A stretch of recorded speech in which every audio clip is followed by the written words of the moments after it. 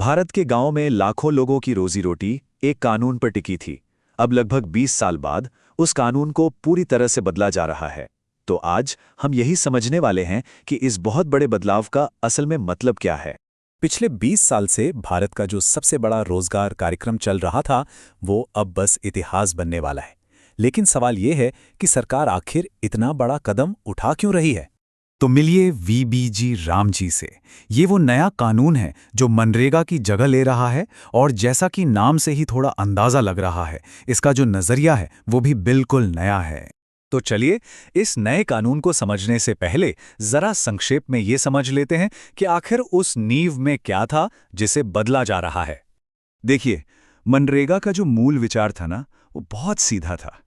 अगर कोई गांव में रहता है और उसे काम चाहिए, तो सरकार उसे काम देने के लिए कानूनी तौर पर बाध्य है।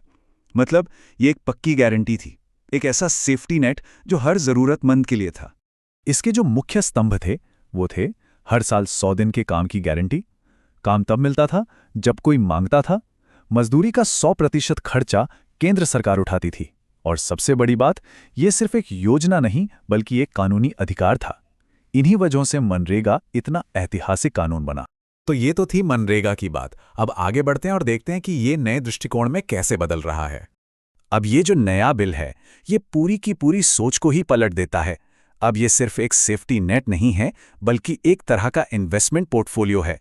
इसका लक्ष्य सिर्फ रोजगार देना नहीं, बल्कि गांवों में सड़कें, तालाब और दूसरी स्थायी संपत्तियां बनाना है। ये मिशन 4 मुख्य स्तंभों पर टिका हुआ है। लोकल कम्युनिटी को मजबूत करना, गांवों में लंबे समय तक चलने वाली संपत्ति बनाना, इसे दूसरी सरकारी योजनाओं से जोड़ना और हर गांव तक बुनियादी सुविधाएं पहुंचाना। मतलब लक्ष्य है 2047 तक विकसित भारत के सपने को साकार करना। अच्छा, तो चलिए अब सीधे सीधे कंपेयर करके देखते हैं कि मनरेगा और इस नए कानून में असल में बदला क्या-क्या है। तो कागज पर अगर देखें तो सबसे पहला और बड़ा बदलाव जो नजर आता है वो है काम के दिनों में।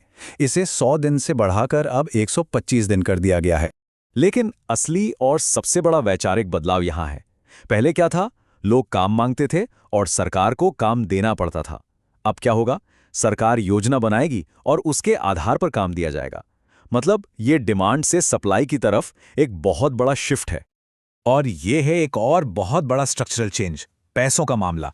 पहले मजदूरी का सारा पैसा मतलब 100% केंद्र सरकार देती थी, पर अब ऐसा नहीं होगा। अब केंद्र सिर्फ 60% देगा और बाकी 40% का खर्च राज्यों को उठाना पड़ेगा। जाहिर है, इससे राज्यों पर एक नया वित्तीय बोझ आएगा। ये टेबल कुछ और बड़े बदलावों को एकदम साफ साफ दिखाती है। देखिए, मनरेगा में खर्च की कोई तय सीमा नहीं थी। जितनी मांग उतना खर्च अब केंद्र सरकार तय करेगी। पहले काम पूरे साल मिलता था, अब राज्य चाहें तो खेती के सीजन में 60 दिनों के लिए काम रोक सकते हैं। और हां, अब डिजिटल हाजिरी और मॉनिटरिंग भी अनिवार्य होगी। तो जाहिर है, जब इतने बड़े बदलाव होंगे तो इस पर एक बड़ी बहस तो छिड़ेगी ही। सरकार का तर्क है कि ये सारे बदलाव जरूरी थे। उनका कहना है कि अब ध्यान सिर्फ मजदूरी बांटने पर नहीं, बल्कि गांव में अच्छी क्वालिटी की स्थायी संपत्ति बनाने पर होगा।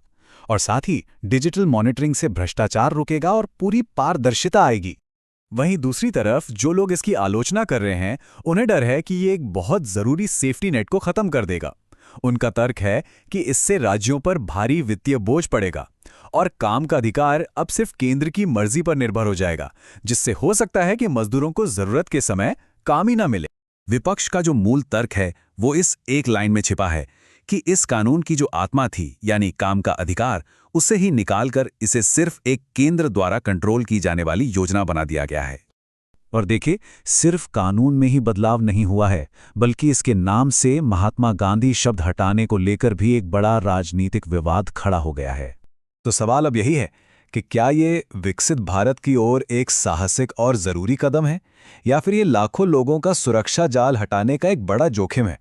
इसका असली असर तो भारत के गांवों की जमीन पर ही दिखेगा, और इसका नतीजा क्या होगा ये आने वाला वक्त ही बताएगा।